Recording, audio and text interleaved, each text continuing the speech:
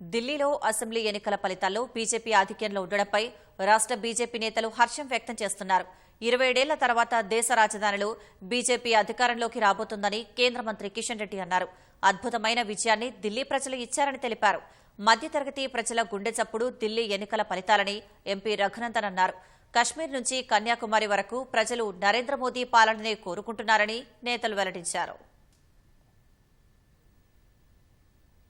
Seat కూడా ఈ రోజు ఢిల్లీలో గెలిచే పరిస్థితి లేదు కాంగ్రెస్ పార్టీ.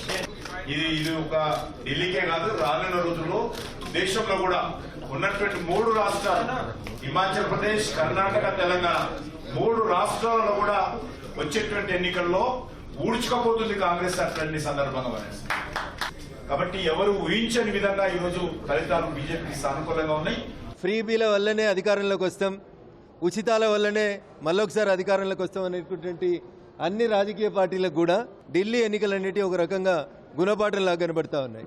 అవినీతికి వ్యతిరేకంగా ఉద్యమాన్ని ప్రారంభించి అవినీతి ఊబిలో కూరుకుపోయింది కాబట్టే ఆమ్ ఆద్మీ అనేటువంటి పార్టీ ఈ రోజు ఢిల్లీ లోపల ఈ రకమైనటువంటి ఫలితాలని ఫేస్ చేయాల్సినటువంటి పరిస్థితి వచ్చింది.